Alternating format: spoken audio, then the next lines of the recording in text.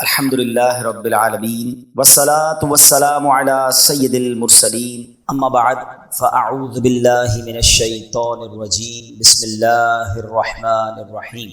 پڑھیے الصلاة والسلام علیک یا رسول اللہ وعلی آلک واصحابک یا حبیب اللہ، الصلاة والسلام علیک یا نبی اللہ وعلی آلک واصحابک یا نور اللہ۔ درود پاک پڑھنے کے بے شمار فضائل و برکات ہیں۔ سرکار دو عالم علیہ الصلوۃ والسلام کا فرمان صلاتکم علی محرزۃ لدعائکم ومرضات لربکم وزکاۃ لاعمالکم۔ اللہ کے نبی فرماتے ہیں تمہارا مجھ پر درود پاک پڑھنا تمہاری دعاؤں کی حفاظت کرنے والا اور تمہارے رب کی رضا کا باعث اور تمہارے اعمال کی پاکیزگی کا سبب ہے۔ ایک درود ہے، اب بلیسنگز اور بینیفٹس کتنے ہیں کہ فرمایا دعاؤں کی حفاظت کرنے والا ہے درود پاک، اللہ کو راضی کرنے والا ہے اور اعمال کی پاکیزگی کا سبب ہے۔ تو پھر کیوں نہ ہم کثرت سے درود پاک پڑھتے رہا کریں۔ برسے گی رحمت شہ ابرار بالیقین، برسے گی رحمت شہ ابرار بالیقین، مٹ جائے گا گناہوں کا کاجل درود پڑھ، عشق نبی میں جھوم کے پڑھتے رہو مدام، گرچہ کوئی کہے تجھے پاگل درود پڑھ، دنیا کی الجھنوں سے ملے گی تجھے نجات، گر چاہیے نجات مسلسل درود۔ تو آئیے مل کر محبت کے ساتھ درود پاک پڑھ لیں۔ صلو علی الحبیب صلی اللہ تعالی علی محمد صلی اللہ علیہ وآلہ وسلم۔ الحمدللہ ہم قرآن پاک کی کچھ آیتوں کو سنتے ہیں اور ان آیتوں سے ملنے والا میسج سمجھنے کی کوشش کریں۔ آج قرآن پاک کا پارہ ہے 11 سورہ یونس، آیت نمبر 87 کی تلاوت سنیں گے اور اس کے تحت کچھ میسج آف قرآن انڈرسٹینڈ کرنے کی کوشش کریں گے۔ اللہ قرآن میں ارشاد فرماتا ہے وَأَوْحَيْنَا إِلَى مُوسَىٰ وَأَخِيهِ أَن تَبَوَّآ لِقَوْمِكُمَا بِمِصْرَ بُيُوتًا وَاجْعَلُوا بُيُوتَكُمْ قِبْلَةً وَأَقِيمُوا الصَّلَاةَ وَبَشِّرِ الْمُؤْمِنِينَ۔ یہ ایک ایسی کمال کی آیت ہے کہ اس آیت میں ہم سب کو اپنے گھر کا انوائرمنٹ کیسا رکھنا ہے وہ گائیڈ کیا گیا۔ آج گھر کی ڈیزائننگ کیسی ہو، گھر کی کلر اسکیم کیسی ہو، گھر کا فرنیچر کیسا ہو، ایمبیانس کیسا ہو، ایلیویشن کیسا ہو، اس پر بہت ڈسکس ہوتی ہے۔ گھر کے اندر ماحول کیسا ہو، گھر والوں کا آپس میں انٹریکشن کیسا ہو، ہماری شریعت، ہمارا قرآن ہم سے کیا چاہتا ہے۔ Actually this is today's topic, ٹھیک ہے۔ اب ذرا پہلے اس کا ترجمہ سن لیجئے۔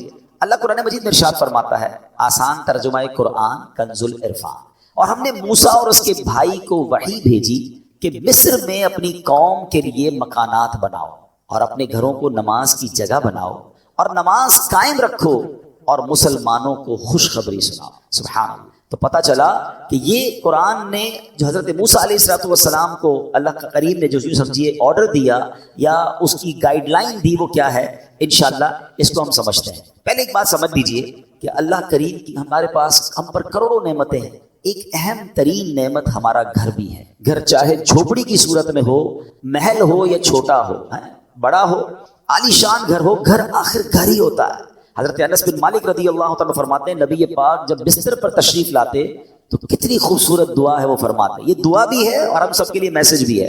اللہ کے نبی دعا فرماتے الحمدللہ الذی اطعمنا وسقانا وکفانا۔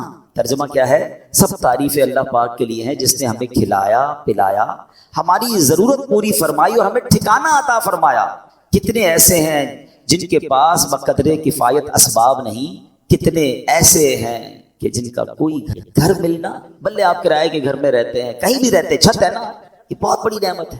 آج بھی کتنے لوگ ہیں جو بے گھر ہیں، فٹ پاتھ پہ سوتے ہیں۔ کیا ہم نے اس بات پر کبھی اللہ کا شکر ادا کیا کہ اللہ تو نے ہمیں گھر دیا ہے، ہمیں بے گھر نہیں بنایا ہے؟ گھر بہت بڑی نعمت ہے۔ کچھ لوگ جو ٹریول کرتے ہیں، میری بات جلدی سمجھ جائیں گے، ہم دنیا بھر میں ٹریول کر لیں، آپ پنجاب جائیں، پاکستان کے کسی شہر جائیں یا دنیا میں کہیں ٹریول کریں، جن کو اللہ نے نوازا ہے وہ 5 اسٹار ہوٹل میں رہیں، بہترین گھروں میں رہیں، مگر جو لطف اور سکون اپنے گھر آ کر ایک انسان کی فیلنگ بنتی ہے کہ میں اب اپنے گھر میں ہوں، بے شک وہ گھر چھوٹا سا ہو، چھوٹا سا بستر کیوں نہ ہو، وہ کہتے ہیں نا جیسی نیند اپنے بستر پر آتی ہے وہ دنیا میں آپ کو کسی بھی لگژری گھر پہ بھی یا کسی بھی نرم بستر پر نہیں آتی۔ ایسا ہی ہے، یہ نعمت ہے۔ اپنے گھر میں آ کر بندہ ایک سیکیورٹی فیل کرتا ہے۔ اب ذرا اس بات کو سمجھیے کہ اللہ کریم نے ہم پر احسان کتنے کیے ہیں۔ اس دنیا میں کتنے جانور، موذی کیڑے، سانپ، بچھو، شیر جو انسانوں کو تکلیف پہنچانے والے ہیں، اگر وہ ہمارے گھروں کی طرف ہمارے محلوں میں آ جائے تو کتنا بڑا مشکل ہو جائے گی، گھر سے نکلنا مشکل ہو جائے گا نا. مگر کوئی تو ہے نا جس نے ان سب کو ہماری آبادیوں سے روک رکھا ہے. رائٹ لیفٹ کئی جگہوں پر یہ جانور پائے جاتے ہیں، آس پاس جنگلات ہیں شہروں کے آس پاس، مگر وہ آبادیوں کی طرف نہیں آتے. یہ اللہ کریم ہے جس نے ان آفتوں، بلاؤں، ان مشکلوں کو ہمارے گھروں سے، ہماری سوسائٹی سے روکا ہوا ہے. ہم اپنے گھروں میں سکون پاتے ہیں، مگر کیا کبھی اس سکون کا شکر ادا کیا ہے؟ نبی پاک کی اس دعا کا ایک چھوٹا سا حصہ ہے نا، اس کو بار بار پڑھتے رہا کریں. الحمدللہ الذی کفانا و آوانا. مل کر پڑھ لیں، الحمدللہ الذی کفانا و آوانا. اس کا معنی کیا ہے؟ تمام تعریفیں اس اللہ کے لیے ہیں جو جس نے ہماری ضروریات پوری فرمائی اور ہمیں ٹھکانہ عطا فرمایا. ہم اللہ سے دعا کرتے ہیں اللہ ہمیں اپنے گھر میں اور برکتیں نصیب فرما، ہمارے گھر میں ہماری حفاظت فرما، ہمارے گھر والوں پر رحمت کی نظر فرما. اے اللہ دنیا میں ٹھکانہ دیا ہے، جنت میں بھی ٹھکانہ عطا فرما. شکر ادا کرو گے نا، کہتے ہیں نا لئن شکرتم لازیدنکم، تم میرا شکر ادا کرو گے میں تمہیں اور عطا کروں گا. جو بڑے بڑے گھروں میں رہ کر بھی کچھ لوگ ناشکرے ہیں اور کچھ چھوٹے سے بستر پر سو کر بھی اللہ کا شکر ادا کر رہے ہیں. کمال تو یہ ہے نا کہ شکر زبان پر ہو، شکوہ نہیں ہونا چاہیے. لیکن میرے پیارے اسلامی بھائیوں، اب جو ٹاپک ہے ایکچولی کہ گھر کے اندر کا ماحول یہ کتنا ضروری ہے، اچھا ہونا، نیک ماحول ہونا. نبی پاک کی حدیث ہے سلامت الرجل فی الفتنہ ان یلزم بیتہ. فرمایا فتنوں میں سلامتی کی راہ یہ ہے کہ بندہ اپنے گھر کو لازم پکڑ لے. ایک بار نبی پاک علیہ السلام نے فتنوں کا ذکر کیا تو حضرت عقبہ بن عامر رضی اللہ تعالیٰ عنہ نے پوچھا یا رسول اللہ صلی اللہ علیہ وسلم اس وقت نجات کیسے ہوگی جب فتنوں کا دور آ جائے گا، قیامت کے قریب فتنوں کا دور ہوگا. تو نبی پاک نے ایک فارمولہ دیا. آقا نے فرمایا املک علیک لسانک، جب فتنے پھیل جائیں تو 3 کام کرنا، ٹھیک ہے؟ اپنی زبان کو اپنے قابو میں رکھ. ولیسعک بیتک، تمہارا گھر تمہیں کافی ہو، زیادہ باہر نہ نکلو، گھر کے اندر وقت گزارو. پھر فرمایا وابکی علی خطیئتک، اپنی خطاؤں پر آنسو بہا. فتنوں کا دور ہو تو اپنی زبان قابو میں رکھنی ہے، اپنے گناہوں پر رو رو کر معافی مانگتے رہیں اور اپنے گھر میں رہیں. اچھا یہ تو حدیث پاک ہے. اب علماء فرماتے ہیں کہ یہ شاید ہمارے معاشرے کے لحاظ سے یہ حدیث اس طرح امپلیمنٹ نہیں ہو پاتی، کیونکہ آج کئی لوگوں کے گھروں کا ماحول ایسا ہے کہ بندہ باہر رہے تو شاید فتنوں سے بچا رہے. گھر کے اندر لڑائی ہے، جھگڑے ہیں، امن و سکون نہیں ہے. گھر میں پہنچتے ہی دروازہ بند کر کے انسان وہ گناہ کر رہا ہے کہ جو باہر نہیں کرتا. باہر پورا دن بعض اوقات کام کاج میں بیزی ہے تو ان گناہوں کا موقع نہیں مل رہا، مگر گھر کے اندر جا کر جب اپنے روم میں ہے تو اب جناب اس کو وہ کچھ کرنے کا موقع مل رہا ہے جو اللہ کو ناراض کرنے والا کام ہے. نبی پاک تو فرما رہے فتنوں کے دور میں گھر کو لازم پکڑ لو. مگر کیا گھر ایسا بنایا ہم نے کہ جو فتنوں سے محفوظ ہو؟ کئی گھر ایسے ہیں جہاں غیبتوں کا بازار ہے، کئی ایسے ہیں جہاں ماں باپ کے ساتھ بچوں کی بدتمیزیاں ہیں، کئی ایسے ہیں جہاں بھائی بہن ایک دوسرے کے خلاف بیٹھے ہیں. گھر کے اندر جاتے ہی جناب فیملی کے اندر ایک ایسا ماحول بنا ہوا ہے کہ وہاں ایک دوسرے کی غیبتیں ہو رہی ہیں. گھر تو فتنوں سے بچنے کی جگہ تھی، گھر تو سکون کی جگہ تھی. گھر تو ایسا ہونا چاہیے کہ گھر میں جائے تو بندہ سوچے میں رحمت والی جگہ پر آ گیا ہوں. مگر کیا ہم نے اپنے گھر کے انوائرمنٹ کو ایسا بنایا کہ جس کو اللہ کریم نے قرآن میں ارشاد فرمایا؟ آپ کو پتہ ہے جب قیامت کا دن ہوگا تو کچھ خوش نصیب وہ ہوں گے جنہیں سیدھے ہاتھ میں نامہ اعمال دیا جائے گا. ہم اللہ سے دعا کرتے ہیں کہ ان خوش نصیبوں میں ہمیں بھی شامل فرمائے. مگر کچھ مجرم وہ ہوں گے جن سے رب ناراض ہوگا، اس کو اس کے الٹے ہاتھ میں پیٹھ پیچھے اس کو نامہ اعمال دیا جائے گا اور یہ بندہ اس دن موت مانگے گا مگر اسے موت ملے گی نہیں. پھر اسے جہنم کی بھڑکتی ہوئی آگ میں ڈال دیا جائے. اس شخص کا جرم پتہ کیا ہوگا؟ قرآن کہتا ہے انہو کان فی اہلہ مسرورا، یعنی بے شک وہ اپنے گھر والوں میں خوش تھا. گھر والوں میں خوش تھا، یہ جرم تھا. اس کی تفسیر میں علماء نے فرمایا کہ اپنے گھر والوں کے ساتھ گھر کے اندر خواہشوں، شہوتوں، غرور و تکبر میں مبتلا رہتا تھا. گھریلو خوشیوں میں ایسا مگن تھا کہ آخرت کو بھول چکا تھا. لہٰذا نہ خود اس نے اچھے عمل کیے، نہ گھر والوں کو اچھے اعمال کی ترغیب دلائی. یوں ہی گناہوں میں مصروف رہ کر موت کے گھاٹ اتر. آج کتنے ایسے ہیں جن کے گھروں میں نمازیں ہیں، کتنے ایسے ہیں جن کے گھروں میں عبادت ہے.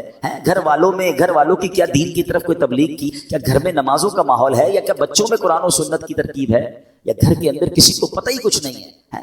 اب بھی ایسے کئی گھر ہیں جن کے گھروں میں اسلامی تہوار آتا ہے تب بھی بچوں کو، فیملی کو پتہ نہیں ہوتا کیونکہ وہ اپنی زندگی میں مگن ہے. اور جو گھر کا سربراہ ہے اس کو بھی اس کی فکر نہیں. میں آپ کو ایک مسلمان گھرانے کا واقعہ بتاتا ہوں، پاکستان کا تو نہیں ہے لیکن انفارچونیٹلی جتنا تیزی سے ہمارے وطن میں ماڈرنزم اور دین سے دوری والا ماحول بنتا جا رہا ہے اور گھر کے بڑوں کو فکر بھی نہیں ہے، یہ دور نہیں دن آپ پاکستان میں بھی یہ دیکھیں. یو کے کا واقعہ، ایک بھائی ٹریول پر گیا، والد کی طبیعت خراب تھی تو واپس آیا. تو کچھ دنوں بعد واپس آیا، والد صاحب گھر میں نہیں تھے. چھوٹا بھائی تھا جو اپنی گیمز میں اور اپنے موبائل میں کمپیوٹر میں جو آج کا ایک نوجوان کا اسٹائل ہے کہ لگا رہتا تھا. تو کہا والد صاحب کہاں ہیں؟ کہا والد صاحب کی تو ڈیتھ ہو گئی تھی. تو کہا مجھے انفارم کیوں نہیں کیا؟ کہا آپ بزنس ٹرپ پہ تھے. میں نے کہا کیا ضرورت ہے ڈسٹرب کرنے کی, فیونرل کرنا تھا, ان کا آخری رسومات ادا کرنی تھی, میں نے کر دی. تو کہا تم نے کیسے آخری رسومات ادا کی؟ جنازہ کدھر ہوا؟ کون سے قبرستان میں دفنایا؟ کہا جنازہ بھی کرنا ہوتا ہے. میں تو گوگل پہ گیا, سرچ کیا کہ فیونرل کیسے ہوتا ہے, کسی کا ڈیتھ ہو جائے تو how what we have to do. تو گوگل نے مجھے 4-5 آپشن دیے. میں نے سب سے سستا والا جو آپشن تھا ان پر کال کیا, وہ آئے اور ابو کو لے گئے, بس فنش. اس نے کہا یہ تم نے کیا کیا؟ آپ کو پتہ کیا ہوا اس مسلمان والد کے ساتھ؟ جب سرچ کیا کہ کس فیونرل والے کو دیا ہے, تو جو سب سے سستا آپشن تھا کہ وہ میتوں کو آگ لگایا کرتے. اس نے یہ نہیں, اس کو یہ پتا بھی نہیں تھا کہ جنازہ کچھ ہوتا ہے, اس کو یہ نہیں پتا تھا غسل میت ہوتا ہے, اس کو یہ نہیں پتا تھا کہ جناب قبرستان میں دفن کیا جاتا ہے. میں مسلمان گھرانے کی آپ کو واقعہ سنا رہا ہوں جو میں نے خود جا کر سنا ہے. اب مجھے بتاؤ, اس بچے کا قصور تو تھا, مگر کیا والد کا قصور نہیں تھا؟ اس کا مطلب والد کسی جنازے میں بیٹے کو لے کر نہیں گیا ہوگا. اس والد نے موت اور قبرستان کے بارے میں, تدفین اور غسل کے بارے میں نہیں بتایا ہوگا. ہر چیز بچوں کو دلا دی, مگر نہ سکھایا تو دین نہ سکھایا. میں اور آپ دنیا سے جانے والے ہیں, ہم سب نے مرنا ہے. اور اس والد کی قسمت کتنی پیاری ہوگی کہ اس کے مرنے کے بعد اس کی اولاد اس کے لیے دعائے مغفرت کرے, اس کے لیے ایصال ثواب کرے. مگر یہ سکھائیں گے تو کریں گے نا. ہمارے بچے تو زندگی میں ہمارے سامنے نماز نہیں پڑھ رہے ہیں, ہمیں ٹینشن نہیں ہے. میں سچ بتاؤں آپ کو, زندگی میں کچھ کر سکیں یا نہ کر سکیں, اپنے بچوں کو کسی طرح 5 وقت کا نمازی بنا جائیے. پہلے تو خود بننا پڑے گا نا اس کے لیے. والد وہ بچہ دیکھتا ہے ابو رمضان میں نمازیں پڑھتے ہیں, اس کے بعد تو میرے والد بھی جمعے کی پڑھ لے تو بڑی بات ہے. تو بچے کو بھی آپ ایکچولی ہم اپنے بچوں کو پریکٹیکلی پریکٹس کرا رہے ہیں کہ بیٹا نماز تو جمعے کی پڑھنی ہوتی ہے, باقی ضروری نہیں ہے. تو آپ سوچیں ہم خود تو دین سے دور کر رہے ہیں, ہم نے گھر میں کون سا ماحول بنایا ہے. ورنہ یقین کریں خوش نصیب ہے وہ والد, اگر اس کی اولاد نمازی بن جائے نا, تو آپ کہیں نہ کہیں کہ بیٹا مرنے کے بعد دعا کرنا. وہ دن میں 5 بار باوضو ہو کر قبلہ رو بیٹھ کر اتحیات کے عالم میں کئی بار کیا کہے گا؟ ربنا اغفر لی ولوالدی وللمؤمنین یوم یقوم الحساب. ہائے ہائے, اور کیا چاہیے اس والد کو قبر میں کہ فجر ہو تو اس کا بیٹا, اس کی بیٹی, اس کے بچے دعا کر رہے ہیں, اللہ میرے ماں باپ کو بخش دے. ظہر میں دعا کر رہے ہیں, عصر میں دعا کر رہے ہیں, مگر گھر میں نمازوں کا ماحول ہی نہیں. عید کی نماز پڑھ لی تو پڑھ لی, اب تو جمعے کی نماز بھی لوگوں کی سنا ہے قضا ہونے لگ گئی. نوبڈی ہیو ٹینشن, اپنے لیے بھی ٹینشن نہیں ہے, بچوں کے لیے بھی نہیں ہے. قرآن کی آیت پکار کر کہہ رہی ہے کہ گھر بناؤ اور اس گھر میں نمازوں کا اہتمام. خدا را اپنے گھر کے ماحول پر توجہ دیجیے. یہ سرمایہ ہے, یہ اولاد, یہ فیملی, یہ گھر, یہ ہمارا پھل ہے. اگر گھر میں قرآن و حدیث اور نمازوں کا معاملہ ہوگا تو سبحان اللہ. اے میرے پیارے اسلامی بھائیوں, قرآن نے کیا کہا کہ مصر میں اپنی قوم کے لیے مکانات بناؤ. ناٹ اونلی مکانات, ڈیفینس میں گھر ہونا چاہیے, فلاں سوسائٹی میں گھر ہونا چاہیے. یہاں تک تو ہماری پلاننگ ہے کہ گھر اچھا ہو, بیوٹیفل سوسائٹی میں ہو. آگے قرآن کہتا ہے وَجْعَلُوا بُيُوتَكُمْ, اور اپنے گھروں کو نماز کی جگہ بناؤ اور نماز قائم رکھو. اور جو یہ کرتا ہے اس کو کیا ملے گا؟ وَبَشِّرِ الْمُؤْمِنِينَ, قرآن کہتا ہے مسلمانوں کو خوشخبری سناؤ. خوشخبری ملنی ہے, رحمتیں ملنی ہیں, عافیتیں ملنی ہیں اگر گھر میں نمازیں ہیں. اے میرے پیارے اسلامی بھائیوں, اللہ کے پیارے حبیب علیہ السلام فرماتے ہیں اجعلوا فی بیوتکم من صلاتکم ولا تتخذوها قبورا. فرمایا کچھ نماز گھر میں بھی پڑھا کرو, گھروں کو قبرستان نہ بنا دو. اس کا مطلب بیوٹیفل ہاؤس ہے, ایکسٹرا ایمبیانس ہے, شاندار فرنیچر ہے, سب کچھ ہے میرے اور آپ کے گھر میں, اسٹینڈ بائی جنریٹرز ہیں. اور اگر نماز نہیں ہے نا تو وہ گھر قبرستان ہے. ہم سمجھ رہے اتنا لگژری گھر کو قبرستان, نبی یہ بات فرما رہے ہیں گھر میں نمازیں پڑھو. یہ مردوں کے لیے تو یہی حکم ہوگا کہ مسجد میں آ کے پڑھیں, مگر کچھ نوافل گھر میں بھی پڑھیں, کبھی شراط چاش پڑھیں, کبھی تہجد پڑھیں, کبھی دیگر نماز کے نوافل پڑھیں. مگر خواتین گھر کی, بچے, یعنی گھر میں اللہ کرے ایسا ماحول ہو کہ جب نمازوں کا وقت آئے تو ایک کمرے سے تلاوت کی آواز آ رہی ہو, کہیں سے نمازوں کی پتہ چل رہا ہو. ماشاءاللہ کتنے خوش نصیب ہیں وہ لوگ جو گھر جاتے ہو تو گھر والے نمازیں پڑھ رہے ہیں. اے میرے پیارے اسلامی بھائیوں, ایک اور جگہ پیارے آقا فرماتے ہیں اقربوا بیوتکم ببعد صلاتکم, یعنی کچھ نمازوں کے ذریعے اپنے گھروں کی عزت بڑھاؤ.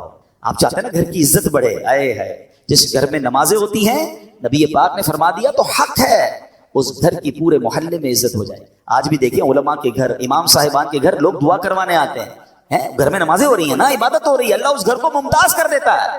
ہم سمجھتے ہیں ایکسٹرا لائٹ لگاؤں گا, ذرا خوبصورت ایلیویشن کروں گا, ذرا ہٹ کے ڈیزائننگ کروں گا تو وہ سب سے مشہور ہو جائے گا. نہیں, عزت دینے والا رب ہے اور اللہ کے سب سے معزز بندے ہیں. اللہ کی مخلوق میں سب سے بڑھ کر عزت والے کون ہیں؟ ہمارے آقا علیہ الصلوۃ والسلام ہے. وہ فرما رہے ہیں کہ کچھ نمازوں کے ذریعے اپنے گھروں کی عزت بڑھاؤ. نماز کے بارے میں ایک اور حدیث سنو, الصلاۃ عماد الدین, نماز دین کا ستون ہے. مجھے بتائیں نا ہمارے گھر کے پلر نکال دیں تو گھر تو گر جانا ہے نا. یہ تو ایمان کا پلر ہے, مگر اس کی فکر نہیں. تو اے میرے پیارے اسلامی بھائی, ہمیں اپنے گھروں کے ماحول کو اچھا کریں, اپنے بچوں کی تربیت کی فکر کیجیے, انہیں وقت دیجیے. آج کل جو ماحول ہے, میں اشارہ کر کے گزر جاؤں گا, ہر تھوڑے دنوں بعد آپ کو سوشل میڈیا پر نیوزز مل رہی ہیں, الیکٹرانک پرنٹ میڈیا میں نیوز ملتی ہیں کہ فلاں بچے نے فلاں کام کر دیا, فلاں نے فلاں کو قتل کر دیا, فلاں نے فلاں کو جلا دیا, فلاں اسکینڈل میں پکڑا گیا, فلاں جناب منشیات میں معاملات میں آ گیا, فلاں ڈرگس کا کام کر رہا ہے, فلاں کمپیوٹر پہ بیٹھ کے کیا کچھ کر رہا ہے, اسکیمز کر رہا ہے. یہ ہمارے علاقے میں, ہمارے شہروں میں, ہمارے ملکوں میں ہو رہا ہے نا. ہم کیوں انتظار کر رہے ہیں کہ یہ آگ میرے گھر میں جب آئے گی پھر غور کروں گا؟ اس سے اندازہ کیجئے, یہ سمپٹمز ہوتے ہیں, یہ اشارے ہوتے ہیں کہ معاشرہ کدھر جا رہا ہے. ماں باپ کو فکر نہیں کہ بچے گھر میں کیا کر رہے ہیں. اتنی دوری مت رکھیں اپنی فیملی کے ساتھ. یاد رکھیے, کوئی بڑا ڈیزاسٹر ہو اس سے پہلے آنکھیں کھولیے نا. ہماری بچی کہاں جا رہی ہے, ہمارا بیٹا کہاں جا رہا ہے, وہ کس سے مل رہا ہے, کوئی فکر نہیں ہے. وہ کہتے ہیں نا اپنے بچوں کے تم دوست بن جاؤ اس سے پہلے کہ کوئی ایسا دوست بن جائے جو اس کی آخرت اور دین اور دنیا سب برباد کرے. بہت برا حال ہے. پلیز تھوڑا وقت دی. اچھی تربیت, یہ تربیت نہیں ہے کہ آپ بھی نماز قضا کر رہے ہیں اور بچے بھی نماز قضا کر رہے ہیں. آپ بھی نمازی بنے, ہم بھی نیک بنے, آپ بھی ماشاءاللہ تلاوت کی طرف آئیں, بچوں کو ایسے پروگرامز میں لے کر آئیں, بیانات میں لے کر آئیں, مدنی چینل گھر پہ بیٹھ کے دکھائیں. ہم آپ کی سپورٹ چاہتے ہیں, اور یہ کیوں چاہتے ہیں؟ تاکہ مسلمانوں کے گھر جنتی گھرانے بنے نا. اب آخر میں ایک دعا سن لیجئے, آمین بھی کہیے گا, ہو سکے تو یاد کر لیں, ہو سکے تو ہر نماز کے بعد یہ دعا کریں. اللہم ربنا ہب لنا من ازواجنا وذریاتنا قرۃ اعین واجعلنا للمتقین اماما. آمین. نبی پاک کی دعا کرتے تو اپنے بچوں کے لیے, اپنی فیملی کے لیے دعا بھی کریں. لیکن یہ سب چیزیں بدلیں گی کیسے؟ جب ہم بدلیں گے, ہم اچھے ماحول میں آئیں گے. میں آپ کو آفر کرتا ہوں, دعوت اسلامی مردوں کے لیے اجتماع الگ کرتی ہے, خواتین کے لیے اجتماع الگ ہیں, بچوں کے لیے مدرسے الگ ہیں, اسکولز اسلامک الگ ہیں, انسٹیٹیوٹس الگ ہیں. ہم اگر بدلنا چاہتے ہیں اور فیملی کو بدلنا چاہتے ہیں اور اپنے بچوں کو اپنی مغفرت کا ذریعہ بنانا چاہتے ہیں, دیر از اے وے. آئیے اس ماحول سے وابستہ ہو جائیں. اللہ پاک ہم سب کے گھرانوں کو جنتی گھرانہ بنا دے. اس کو پلیز سیریس لیجئے گا. اپنے بچوں سے, اپنی فیملی سے اچھے کنیکشن کا وقت دیجئے گا, اور انہیں کسی طرح دین کی طرف آہستہ آہستہ لانے کی کوشش کریں. سختی نہیں کرنی ہے, پیار محبت سے جو ایک انداز ہے اچھے انداز سے کیجئے. انشاءاللہ اللہ کرے گا وہ دن آئیں گے کہ یہ بچے, یہ فیملی, یہ ہمارا گھر ہم سب کی آنکھوں کا نور اور حقیقی گھر بن جائے گا, کہ جس کو نبی پاک نے فرمایا کہ گھروں میں نمازیں ہوں, گھروں میں عبادت ہو, گھروں میں تلاوت ہو. اللہ ہمارے گھرانوں کو ایسا گھرانہ بنا دے. آمین بجاہ النبی الامین صلی اللہ تعالی علیہ وسلم. درود پاک پڑھنے کے بے شمار فضائل و برکات ہیں. مصطفیٰ جان رحمت شمع بزم ہدایت صلی اللہ تعالی علیہ وسلم کا ایک بڑا خوبصورت فرق. میرے آقا فرماتے ہیں من صلی علیہ صلاۃ واحد صلی اللہ علیہ عشرہ. جو کوئی شخص مجھ پر ایک بار درود پاک پڑھتا ہے اللہ تعالیٰ اس پر 10 رحمتیں نازل. آقا فرماتے ہیں ومن صلی علیہ عشرہ صلی اللہ علیہ مئۃ. جو مجھ پر 10 بار درود پاک پڑھے رب کریم اس پر 100 رحمتیں نازل فرماتا. آگے فرمایا ومن صلی علیہ مئۃ صلی اللہ علیہ الفا. جو مجھ پر 100 بار درود پاک پڑھے رب کریم اس پر 1000 رحمتیں نازل فرماتا ہے. ملٹیپلیکیشن دیکھیں, ایک درود 10 رحمتیں, 10 درود 100 رحمتیں, 100 درود 1000 رحمتیں. یعنی جو چاہتا ہے کہ مجھ پر رحمتوں کی برسات ہوتی رہے, میں گھر سے نکلوں تو رحمت کی سیکیورٹی میں ہوں, کاروبار پر جاؤں تو رحمت نازل ہوتی رہے. مگر اس حدیث پاک کا جو اگلا پارٹ ہے نا از مور بیوٹیفل. سبحان اللہ. اے پیارے آقا نے 100 کی لمٹ تک تو کیلکولیشن عطا فرمائی, مگر آگے فرمایا کہ ومن صلی علیہ الفا, جس نے مجھ پر 1000 بار درود پاک پڑھا. آقا فرماتے ہیں اس کا کاندھا میرے کاندھے سے جنت کے دروازے پر چھو رہا ہوگا. You understand the meaning of that? یعنی یہ نہیں فرمایا کہ میرے پیچھے وہ جنت میں جائے گا, میرے غلاموں کے ساتھ وہ جنت میں جائے گا. آقا فرما رہے ایسے ساتھ جائے گا کہ اس کا کاندھا میرے کاندھے سے چھو رہا ہوگا. آپ نے صفوں میں اعلان سنا ہوگا کہ کاندھے سے کاندھا ملا لیجئے. ہم اپنے برابر والے نمازی سے کاندھا ٹچ کرتے ہیں, it means he is very next to me, بالکل برابر میں ہوتا ہوں جب ہی کاندھا ٹچ ہوتا ہے. اللہ اکبر. آقا فرما رہے جنت میں اسے ساتھ لے کر جاؤ. پھر کیوں نہ کثرت سے درود پاک پڑھیں, پھر کیوں نہ اپنی زندگی میں درود پاک کو انوالو کریں. تو آئیے مل کر محبت کے ساتھ با آواز بلند درود پاک پڑھ لیں. صلو علی الحبیب صلی اللہ تعالی علی محمد صلی اللہ علیہ وسلم. بہرحال آج جس موضوع کو ہم نے چوز کیا ہے بڑا ہی امپورٹنٹ ٹاپک, اور بات شروع کرتے ہیں بخاری اور ایمان افروز واقعے. یہاں میں چھوٹا سا ایک پھول دے کر آگے نکل جاؤں گا.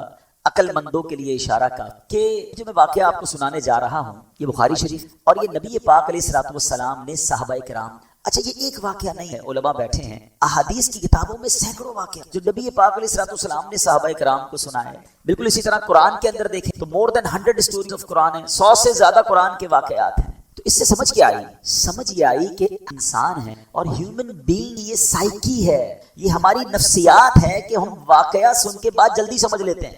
آج دنیا میں بہت زیادہ اسٹڈیز کے بعد یہ طے کیا گیا کہ جناب چھوٹے چھوٹے بچوں کو اگر کوئی بات سکھانی ہے تو ڈائریکٹلی سکھانے کی بجائے اس کی کوئی سٹوری سنائی جائے، اس کے کانسیکوینسز بتائے جائیں کہ دیکھو کسی نے یہ کیا تھا، اس کا یہ لاس ہوا، تو وہ بات دماغ میں بیٹھ جاتی ہے. آج اسٹڈیز کی دنیا میں سٹوریز ڈیولپ کی جا رہی ہیں. میرا نقطہ یہ ہے کہ جناب کرٹیسزم کرنے والے جنہوں نے نہ قرآن پڑھا نہ حدیث پڑھا، اگر کوئی واعظ، اگر کوئی عالم، اگر کوئی مبلغ اپنے بیان میں کوئی واقعہ سنا دے تو کہتے دیکھو بھائی یہ واقعہ سناتے ہیں، قرآن حدیث کی بات نہیں کرتے. اللہ کے بندو قرآن واقعات سے بھرا ہوا ہے، احادیث واقعات سے بھری ہوئی ہیں، اور واقعات سنانے کا مقصد یہ ہے کہ بات ایگزامپل سے جلدی سمجھ آ جاتی ہے. تو آج میں اپنی طرف سے نہیں بخاری شریف کا واقعہ سنانے جا رہا ہوں. ماجرا کچھ یوں تھا، میں اس واقعے کا خلاصہ پیش کر رہا ہوں. نبی پاک علیہ السلام نے بتایا 3 دوست تھے، وہ سفر پر گئے، اور جب سفر پر گئے تو انہوں نے دیکھا کہ راستے میں رات ہو گئی، تو انہوں نے ٹھہرنے کے لیے جگہ تلاش. آج تو بڑا ماڈرن زمانہ ہے، ہم کہیں ٹریول پر جائیں، بائی روڈ جائیں، دنیا میں کہیں بھی ہو، رات گزارنی ہو تو موٹیل، ہوٹل یا کوئی نہ کوئی ریسٹ ہاؤس مل جاتا ہے. اس زمانے میں تو ایسا تھا نہیں، کیونکہ نبی پاک کو بھی آلموسٹ 1450 سال آپ کے دور کو ہو گئے، اور آقا پچھلے دور کا واقعہ سنا رہے ہیں. It means thousands years ago، اتنی پرانی بات ہے. تو اس زمانے میں تو ایسا، اس زمانے میں لوگ کہاں رکتے تھے؟ کوئی غار ڈھونڈ لیتے تھے، کوئی کیو ڈھونڈتے تھے اور وہیں جا کر رات گزار لیتے. ایسے ہی وہ تینوں دوستوں نے ایک غار ڈھونڈا، صفائی کی، اور کہا یہاں رات گزارتے ہیں، صبح پھر ٹریول جو جرنی ہے وہ آگے چلائیں گے. اب کیا ہوا؟ جب وہ رات اس غار میں گئے، اللہ کی ایک بڑی سی چٹان وہ گری اور اس نے اس غار کا منہ بند کر. اب باہر نکلنے کا راستہ نہیں. اور آپ اس زمانے میں سمجھتے ہیں اس کا مطلب کیا ہوا؟ آج کے دور میں اگر کوئی پھنس جائے تو موبائل فون کر سکتا ہے، لوکیشن شیئر کر سکتا ہے، انٹرنیٹ کا زمانہ ہے کہ بھائی یہاں پھنسا ہوا ہوں ذرا ریسکیو کرو.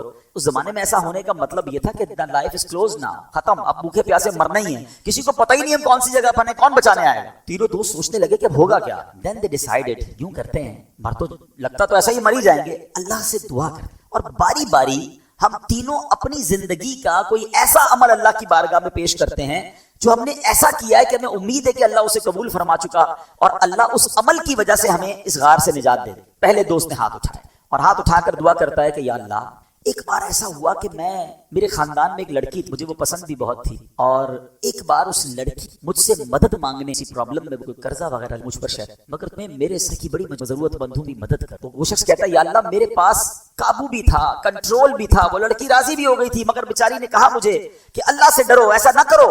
اللہ اس وقت میرے دل میں خوف آیا، کوئی دیکھنے والا نہیں تھا.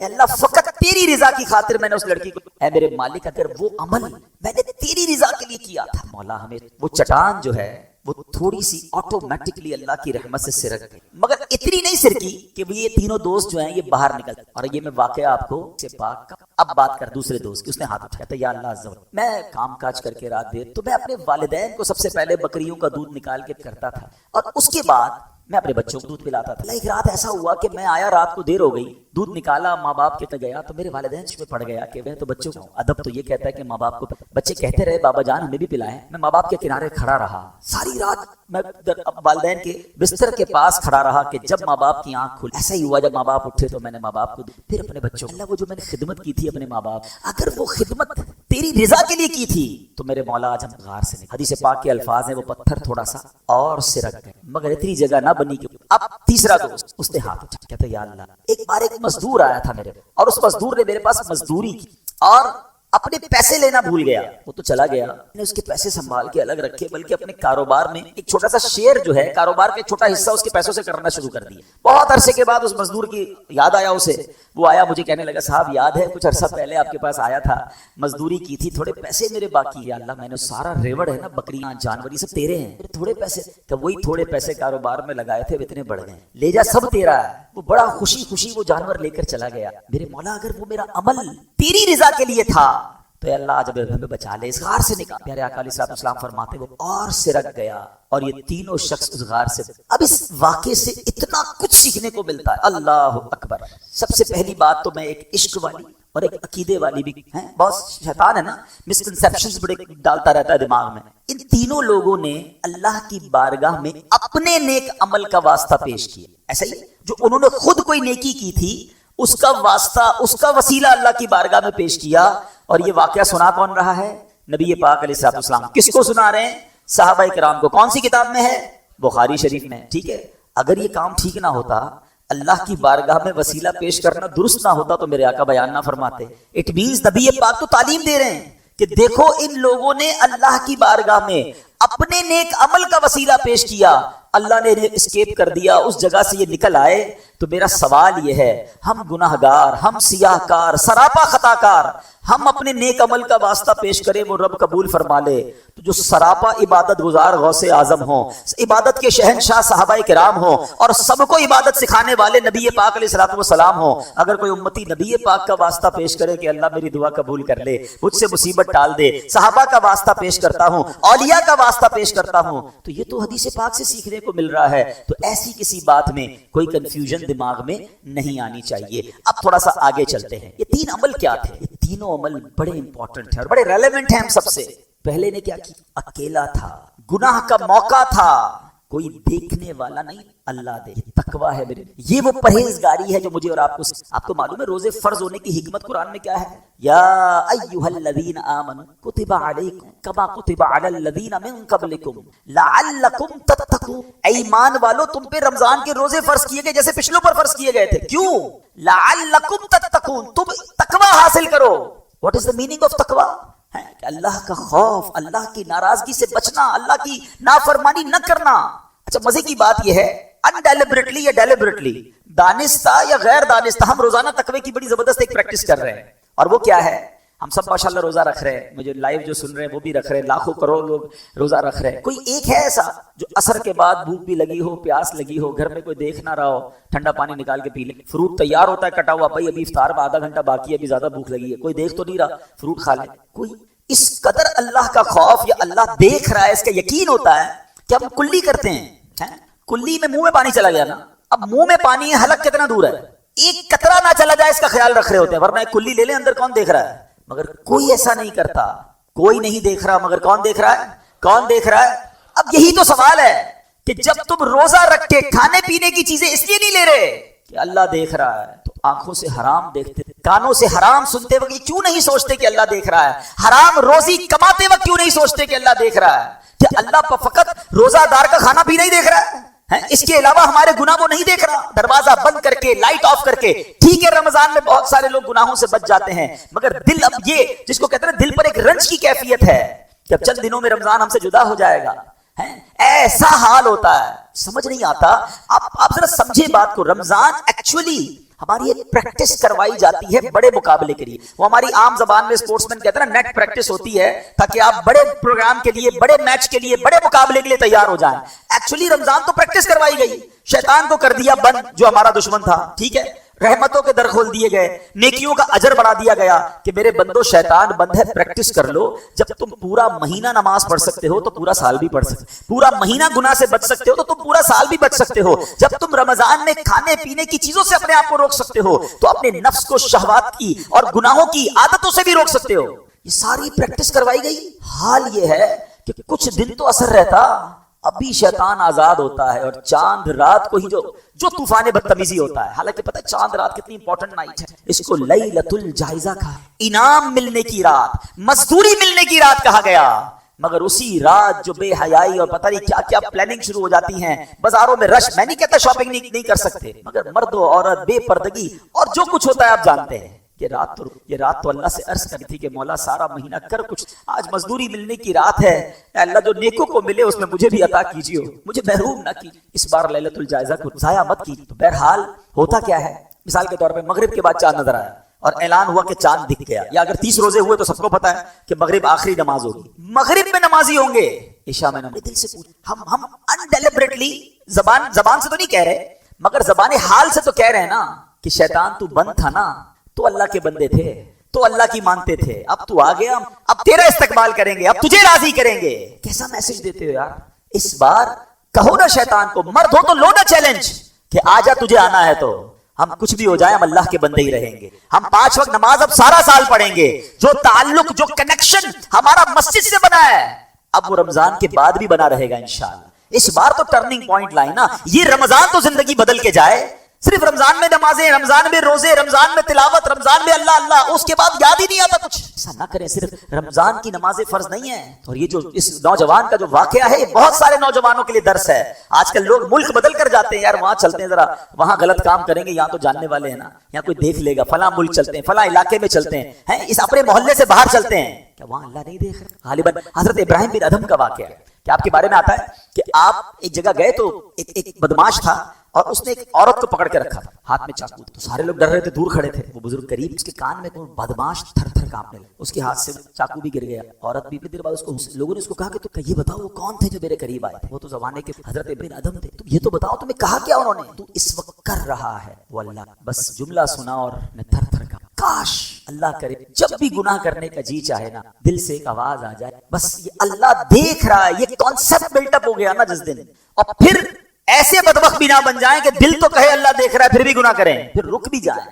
اللہ گناہ سے بچنے والا بنا. سیکنڈ جو دعا تھی اس بندے نے کیا کیا؟ ماں باپ کی خدمت. کیسی خدمت؟ اپنے بچوں سے ماں باپ کی جو خدمت ہے نا, اللہ یہ بہت بڑی نیک. اے وہ خوش نصیب بچوں, یقین کرو یو آر سو, رمضان کا مہینہ ہو اور ماں باپ بھی ہیں, ان کی دعائیں بھی ہوں, ان کا دیدار بھی ہو, افطار بھی ان کے ساتھ ہو. پوچھو ان سے جن کے ماں باپ چل رمضان میں ہیں, اب تو ماں باپ سے ملیے, بہت بڑی ہستی ہیں. ذرا سوچو, حدیث پاک کا مضمون ہے کہ جو بچہ ماں باپ کو محبت کی نگاہ سے دیکھتا ہے, اللہ کے حبیب علیہ السلام فرماتے ہیں اسے مقبول حج کا ثواب عطا دیا. صحابہ کرام نے سوال کیا کیا, حضور کوئی اگر اپنے ماں باپ کو 100 بار دیکھ لے, ماں باپ تو گھر میں ہے نا, بار بار دیکھ سکتا ہے. نبی پاک نے کیا فرمایا؟ اللہ اکبر و اطیب, اللہ بہت بڑا اور پاک ہے, اگر کوئی 100 بار بھی دیکھے اللہ 100 حج کا ثواب عطا فرماتا ہے. ہائے ہائے, گھر میں ماں باپ. اچھا اب ذرا سمجھداری والی بات سمجھو نا, محبت سے دیکھنے پر حج کا ثواب ہے, تو پیر دبانے کا ثواب کتنا, کھانا کھلانے کا اپنے ہاتھ سے ثواب کتنا, ان کو ہاسپٹل لے جانے کا ثواب کتنا ہوگا,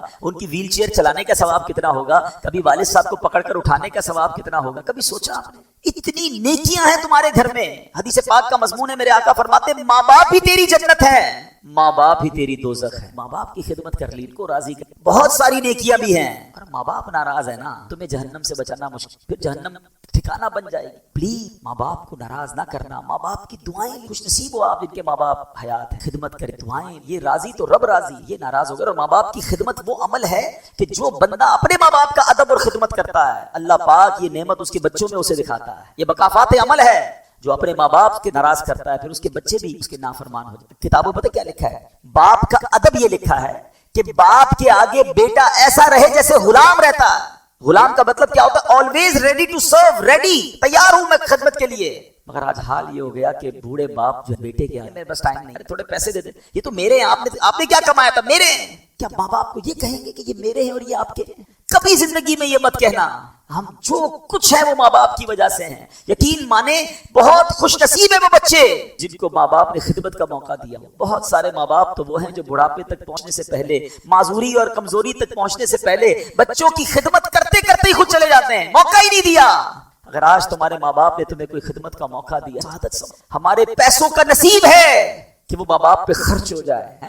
اب سوچے نا, اگر میں یہ کہوں کہ یہ میں نے کمایا تھا, ابو آپ نے تو نوکری کی, میں کاروبار کرتے بڑا ہوا, سب کچھ میں نے سیٹ اپ کیا ہے, آپ تو غریب پیسے والے تھے, پیسے ہی نہیں تھے آپ کے پاس. اگر باپ کو یہ کہو گے تو باپ نے اس وقت تو یہی کہا تھا جب میں بے لباس پیدا ہوں, آپ اور میں بغیر کپڑوں کے پیدا ہوں. باپ ہی نے تو کپڑے پہنا, نوالے کھلائے تھے, لباس پہنایا تھا, انگلی پکڑ کر چلایا تھا. کسی موقع پر والد نے یہ نہیں کہا کہ یہ میرے اور یہ تیرے ہیں. ارے وہ تو یہی کہتا رہا, بیٹا جو کچھ میرا ہے سب تیرا ہے.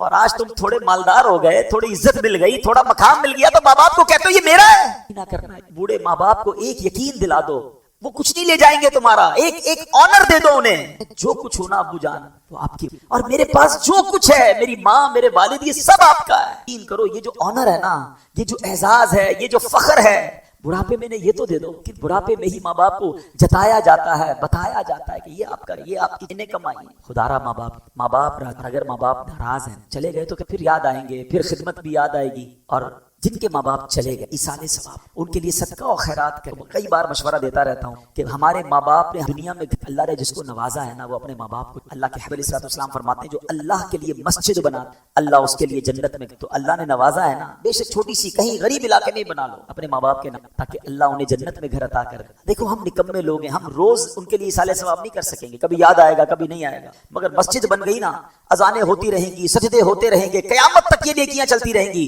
اور میری ماں کو اور میرے والد کو قبر میں ثواب ملتا۔ اور میرے رب کے خزانے کتنے بڑے ہیں، ایسا نہیں کہ کوئی بچہ ماں باپ کے لیے مسجد بنائے تو ماں باپ ہی کو جنت میں گھر ملے گا، وہ رب کریم بہت بڑا ہے، اس کے خزانے بھرے ہوئے ہیں، جو مسجد بنائے گا اللہ اسے بھی جنت میں گھر عطا فرمائے۔ تو یہ ماں باپ کے لیے فکر کیا، عید آئے گی، ماں باپ کو تحفہ دیتے ہیں نا، پتہ نہیں دیتے دینا چاہیے۔ اچھا جن کے ماں باپ چلے گئے آپ کیا تحفہ دیں گے؟ تو آپ پلان، ماں ہوتی تو کچھ دلاتا، ابو ہوتے تو کچھ پیش کرتا، چلو عید پر میں کچھ اور نیکیاں کر کے، کچھ اور صدقہ کر کے، کوئی اور اچھا کام کر کے اپنے ماں باپ کو ثواب پہنچاتا رہوں۔ تو بچوں کا یہ کام ہے، ان کے ماں باپ چلے گئے ان کی قبر کو وزٹ کرتے رہیں اور ان کے لیے ایصال ثواب والے کام کرتے رہے۔ تیسرا وہ شخص جس نے دعا کی، اور وہ کیا دعا تھی، اس نے کیا کیا تھا، امانت جو ہے پراپر واپس لوٹائی، بلکہ اس میں انہانس کر کے اور بڑھا کر لوٹائے۔ ادھر حال کیا ہے، بھول گیا نا، ہمارے ہو گئے حساب میں، اس کو یاد ہی نہیں آ رہا، یاد نہیں آ رہا تو پھر تو اپنے ہی ہو گئے نا۔ اب یاد رکھنا، یہاں دے دو، یہاں کسی کے دبائیں نا، وہاں نہیں۔ سیدی اعلیٰ حضرت امام اہل سنت لکھنے کتاب میں کہ جو کسی کے 3 پیسے، میں بات کر رہا ہوں 3 روپوں کی نہیں، 3000 روپوں کی نہیں، 3 پیسے جان بوجھ کر دبا لے، بروز قیامت اسے 700 با جماعت نمازوں کا ثواب دینا پڑ جائے۔ 700 با جماعت نمازیں اپنے پاس تو شاید پوری زندگی میں نہیں ہے، اور وہی 3 پیسے کے بدلے، ادھر تو لاکھوں کروڑوں روپے کھا کے بیٹھے، احساس ہی نہیں ہے۔ آج نہیں کوئی وصول کر سکتا، اس کا مطلب یہ نہیں کہ کل کوئی وصول نہیں کر سکے۔ ہم سمجھتے نماز، روزہ، حج، زکوٰۃ، صدقہ، خیرات یہ بہت اچھے کام ہیں، اگر بندوں کو سمجھو، کسی کی امانت آتی ہے اسے لوٹانا ہوگا، ڈھونڈ کے پہنچائیں۔ آپ سمجھتے یار میرے پاس پیسے وہ لینے نہیں آتا، وہ لینے نہیں آتا، آپ پہنچائے اسے، ڈھونڈے اسے، اس کے وارثوں کو ڈھونڈے۔ قیامت کے دن آج کچھ لوگ تو اتنے جری اور جس کو کہیں کہ جرت والے ہو گئے، کہتے جو کرنا ہے کر لو، نہیں دوں، وصول کر سکتے ہو تو کر لو، بگاڑ سکتے ہو تو بگاڑ لو۔ کو پتہ نہیں ہے کہ ایک دن آنا ہے جب مظلوم کا ہاتھ ہوگا اور ظالم کا گریبان ہوگا، جب اللہ مظلوم کے ساتھ ہوگا اس وقت پتہ چل جائے گا۔ کبھی زندگی میں کسی پر ظلم مت کرنا، کسی کی ہائے مت لینا۔ میں آخری بات کر کے اپنے بیان کو کنکلوژن کی طرف لاتا ہوں کہ جس بھائی کو ایسا لگے نا بنی بھائی بگڑ رہی، every thing going very smooth, کاروبار بھی اچھا تھا، فیملی بھی مزے میں تھی، صحت بھی بڑی اچھی تھی، everything going very well, آہستہ آہستہ چیزیں خراب ہو رہی ہیں، بھی ڈسٹرب ہو رہی ہے، گھر میں اچھا خاصا پیار تھا، لڑائیاں ہونا شروع ہو گئی ہیں، کاروبار بھی گڑبڑ ہو رہا ہے، کچھ تو کچھ ہو رہا ہے۔ جب لگے نا بنی بگڑ رہی ہے، کر لینا، ہوتا کمزور ہے، پکار عرش تک جاتے ہیں، ہاتھ اٹھا لیے، دعائیں لینے والے بنو، لینے والے نہ، کام ایسے کرو کہ تم کہو نا، لوگ تمہارے لیے دعائیں کر رہے ہو، یا اللہ اس کی، یہ ہمارا خیال کرتا ہے، اللہ تو اس کی مشکلیں آسان کر دے، ایسی زندگی گزارو، مرنے کے بعد بھی لوگ یاد رکھیں گے۔ مگر ادھر بندہ کہتا ہے میرے آگے پیچھے گارڈ، میرے تعلقات، مجھ سے کون پہنچ سکتا ہے، مجھ سے کوئی نہیں پہنچ سکتا، مگر رب کی لاٹھی بے آواز ہے، اس کا حساب جب ہوگا، جب تجھے پتا چلے تو زندگی میں حق کی دعا سکھا رہی ہے مجھے کہ اس بندے نے اس امانت کو بچا کے رکھا اور کتنا بڑا کر واپس لوٹایا۔ خدا را کتنا ہی بڑا مقام آپ کا کیوں نہ ہو جائے، یہ غریب آدمی بھی حق نہیں، ڈر جایا کہ میرا کوئی لے جائے خیر ہے، میری طرف کسی کا نہیں آتا۔ تو بہرحال یہ تینوں باتیں آپ نے یاد رکھیں، تینوں دعائیں یاد رکھنے نے کیا کیا، اللہ، دوسرے نے ماں باپ کا ادب، اور تیسرے نے امانت پراپر لوٹا۔ 3 وہ اوصاف ہیں، یہ وہ 3 کام ہیں، اگر آپ کی زندگی میں داخل ہو گئے، آپ کے سامنے بھی چٹان آ جائے، آپ کے سامنے بھی طوفان آ جائے، میرا رب وہ چٹان بھی ہٹا دے گا، وہ طوفان بھی ٹال دے۔ اچھا آخری بات، اس پوری گفتگو تھی، یہ پورا واقعہ تھا، اس کا مین سینٹرل آئیڈیا کیا تھا کہ الدعاء خلع، دعا عبادت کا مغز، الدعاء سلاح المومن، حدیث پاک ہے، دعا مومن کا ہتھیار ہے۔ پھنس جاؤ نا، پریشان ہو تو اللہ سے مانگو نا۔ ہمارا پرابلم یہ ہے، ہم سب سے مانگتے، ہم رب سے نہیں مانگتے۔ ہم کتنی بڑی بھی مصیبت پہ آ جائے رب کی بارگاہ میں سر نہیں جھکاتے، حالانکہ رب کی شان دیکھو، قرآن میں رب فرماتا ہے ادعونی استجب لکم، تم مجھ سے مانگو میں تمہیں عطا فرماؤں گا۔ اچھا کمال دیکھو، دنیا میں ہم کسی سے ایک بار مانگے نا، یار مدد کر دو، تھوڑے دنوں بعد یار وہ ختم ہو گئے، تھوڑی اور چاہیے، یار ابھی تو دیے تھے پھر آ گئے، تیسری بار یہ مانگنے، چوتھی بار بندے کا موبائل ہی بلاک، نمبر ہی بلاک۔ یہ ہے دنیا، 2-4 بار مانگو تو دنیا والے ناراض ہو جاتے ہیں۔ میرے رب کی شان دیکھو، اللہ فرماتا ہے جتنا مانگتا ہے اتنا مجھے پسند آتا ہے۔ کثرت سے دعا مانگنے والے اس کو رب راضی ہوتا ہے، اس کی شان دیکھو، جو اس سے نہیں مانگتا وہ اس سے ناراض ہوتا ہے۔ پھر بھی ہم دنیا کے پیچھے بھاگتے ہیں جس رحمان کے خزانے بھرے ہوئے ہیں، جو ساری دنیا کو عطا فرما رہا ہے۔ ہم اس کی بارگاہ میں سر نہیں. دعا میں کنجوسی نہ, ہمیشہ مانگے اور دل سے مانگے, رچ کے مانگے. وہ کریم ہے, وہ مانگنے والے کو پسند کرتا ہے, اور دعا ہی ہے جو آپ کی بڑی بڑی مصیبتیں ٹال دے گی. مگر یہاں پرابلم کیا ہے, دعا مانگنی بھی ہے اور فوری قبول بھی کروانی ہے. یار آج مانگی ابھی تک نہیں ہوئی قبول, گھنٹے گن رہے ہوتے ہیں لوگ. دیکھیں 2-3 باتیں سمجھ لیں. دعا حدیث پاک کا مضمون ہے, دعا 3 باتوں سے خالی نہیں ہوتی. یا تو جو آپ مانگے وہ مل جاتا ہے, یا بندے کا کوئی گناہ معاف کر دیا جاتا ہے, یا ایک روایت میں یہ بھی آتا ہے کہ کوئی بلا آ رہی ہو وہ ٹال دی جاتی ہے, یا اس بندے کے لیے کوئی ایسا ثواب قیامت کے دن جمع کر دیا جاتا ہے. روایتوں کے الفاظ ہیں, بندہ قیامت کے دن جائے گا تو پہاڑ جتنی نیکیاں دیکھے گا. یہ وہ دعائیں جو تم نے دنیا میں مانگی تھی وہ ہم نے اس کا ثواب آخرت کے لیے جمع کر رکھا ہے. کہتا کاش میری کوئی دعائی قبول نہ. اتنا ثواب, اتنا اجر. It means whenever we make دعا, ہماری ہر دعا میں فائدہ ضرور دے رہی ہے. اچھا اب جو میں مانگ رہا ہوں وہ نہیں ملتا, وہ انسان چونکہ نا فوری طور پہ رزلٹ چاہیے. تو یہ بات آج سمجھ لو, بہت بڑی مسکنسیپشن آج آپ کی کلیئر ہو جائے گی. مثال کے طور پہ لوگ کہتے ہیں حضرت آپ نے تو کہا تھا تاکرات کو دعا قبول ہونے, تاکرات کو مانگی تھی, کعبے کو دیکھ کر دعا مانگو. میں تو کعبے کو دیکھ کر پہلی نظر میں دعا مانگی, یا اللہ بیٹا دے دے, 10 سال ہو گئے بیٹا ہی نہیں ملا. میں تو فلاں مزار پہ بھی گیا, فلاں بزرگ سے بھی دعا کرائی, عرفات کے میدان میں دعا کی. یہ جو وسوسے ہیں نا, یہ انسان کو اللہ سے دعا. اب اس کا جواب سن لو, آج انشاءاللہ کلیریفائی ہو جائے. ٹھیک ہے, آپ کا ایک چھوٹا بیٹا ہو یا بھائی ہو, اس کا گلا خراب, بہت زیادہ فلو, اور وہ ضد کر میں نے ٹھنڈا شربت, ہاں بتائیے پلائیں گے؟ وہ رو رہا ہے, نہیں مجھے کھانا ہے, آپ کھلائیں گے؟ اچھا ایک دوست برابر میں بیٹھا ہے, ظالم باپ ہو, بیٹا رو رہا ہے اس کو کیوں نہیں کھلاتے آئس کریم؟ آپ ایک جواب دیتے ہیں, میں والد, مجھے پتا ہے تو کب کیا. ایسا ہی ہے نا. اب ذرا میرا جملہ دل پر ہاتھ رکھ کے سننا. تم والد ہو, تمہیں پتا ہے کب بیٹے کو کب کیا دینا ہے. میرے مالک کو نہیں پتا مجھے کب کیا دینا ہے. ہمیں پتا ہے یہ بچہ رو رہا ہے, رونے دو اسے, اس کو دوں گا تو یہ اور بیمار ہو جائے گا. میں بھی رو رہا ہوں, یا اللہ مال دے دے, وہ نہیں دے رہا, کیا پتا وہ مال ملنا تھا اور ایمان جانا تھا. اللہ بہترین فیصلہ کرنے والا ہے. میں بیٹا مانگ رہا ہوں, وہ نہیں دے رہا. کیا ایسے بیٹے نہیں دیکھے جو باپ کو گھر سے باہر نکال دیتے ہیں؟ اللہ بہترین فیصلہ کرنے والا ہے. جس دن تم رب پر بھروسہ کرنے والے بن گئے, رب سے تمہارا توکل کا لیول یہ ہو گیا کہ یا اللہ جو تو نے دیا وہ بھی تیری مہربانی, جو نہیں دیا وہ بھی تیرا بہترین فیصلہ. آپ بلیو کریں آپ کی لائف پرسکون ہو جائے گی. ہمارا پرابلم یہ ہے, پلاٹ لینے جاتے ہیں, سودا ہو گیا تو بڑے خوش, نہیں ہوا تو موڈ آف, یار بڑی اچھی ڈیل نکل گئی. لیکن جس دن تمہیں یہ یقین ہوگا نا کہ یہ ڈیل نکلی بھی اس لیے ہے کہ رب نے چاہا ہے, یہی میرے لیے بہتر ہے, تمہارا کام بنے گا تو بھی الحمدللہ, نہیں بنے گا تو سما الحمدللہ. ریلیکس رہو گے, اللہ پر بھروسہ کرنا سیکھ جاؤ. وہ رب ہمارے لیے بہترین فیصلہ کرنے والا ہے. جب وہ ماؤں سے زیادہ چاہنے والا ہے تو ہماری ماں ہمارے لیے کبھی رانگ ڈیسیژن نہیں لیا اس نے, تو وہ رب تو رحیم و کریم ہے.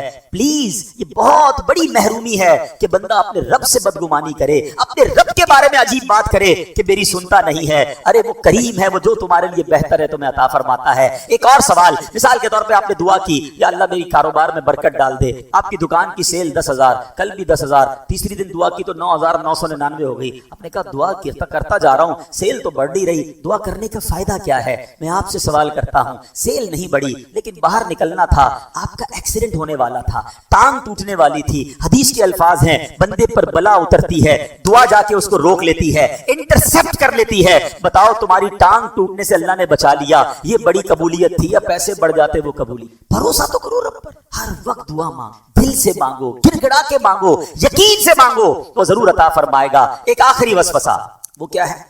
وسوسے تو بہت سارے ہیں, آج کے بیان کا آخری وسوسہ, پھر کسی اور بیان میں اس کو کنکلوڈ. یار میں نماز بھی پڑھتا ہوں, کرتا ہوں, کچھ لوگ تہجد حج بھی کیے, عمرے بھی کی, میرے کام بنتے نہیں, میں مانگوں تو ملتا نہیں. میرا ایک دوست ہے, ایک وقت کی نماز پڑھتا نہیں, سارے کام اس کے الٹے, مگر اس کے سارے کام سیدھے ہو رہے ہیں, کاروبار بھی ترقی ہے اس کی, تو جناب کاروبار میں بھی مسئلہ کوئی نہیں, میری صحت ٹھیک نہیں ہوتی, اس کو ہوتا ہی کچھ نہیں. یہ کیا مسئلہ ہے؟ شیطان ہے نا, انسان کے دماغ میں ڈالتا ہے اتنی عبادت مجھے ملتا نہیں, اس کو مل ہی جا رہا ہے. میرے آقا علیہ الصلوۃ والسلام فرمان بھی, حدیث پاک کا مضمون ہے کہ جب کوئی فاسق, فاجر, کافر, غیر مسلموں کو دیکھ کے بھی کچھ لوگ کہہ رہے ہوتے ہیں نا کہ یار دیکھو ان کو کتنا ملا ہے, وہ کتنا خوش ہیں, ان کو پرسکون بھی ہے, اور ان کے جناب باغات بھی ہیں, تو موسم بھی اچھا, چہرے بھی اچھے, سارا ہی اچھا ہی اچھا ہے.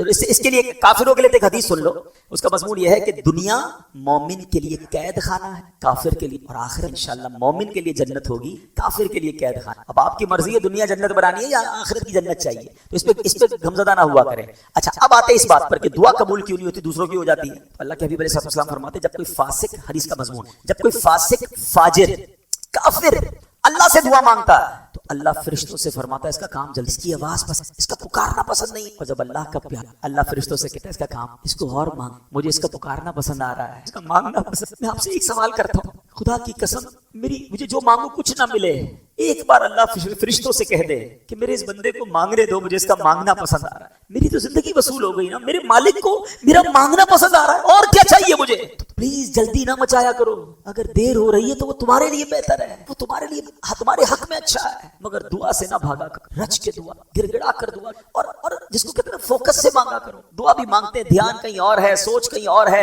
دیکھ کہیں اور رہے ہیں۔ یار آپ کا بچہ آپ کے سامنے کھڑا ہو، آپ کا ملازم کھڑا ہو، آپ کو امپورٹنٹ بات کر رہے ہو، وہ آپ کو نہ دیکھے، آپ کو برا لگتا ہے کہ یار میری طرف دیکھو، کدھر دیکھ رہے ہو؟ میں تم سے بات کر رہا ہوں، تمہارا دھیان کہیں اور ہے، تمہارا بچہ، تمہارا نوکر تمہاری طرف توجہ نہ دے، تمہیں برا لگتا ہے، تم اللہ سے مانگ رہے ہو، دھیان کہیں اور ہے، پھر کہتے ہو اللہ قبول نہیں فرماتا، تم خود اللہ کو ناراض کر رہے ہو۔ دعا مانگو، آج حقیر گناہگار تیرا بندہ ہوں، جتنا فوکس سے، جتنا دل سے مانگو گے نا، کریم ضرور عطا فرمائے۔ تو چاہتا ہے کہ ہماری جھولیاں بھر۔ اللہ پاک عمل کرنے کی توفیق عطا فرمائے، آمین بجاہ النبی صلی اللہ علیہ وسلم۔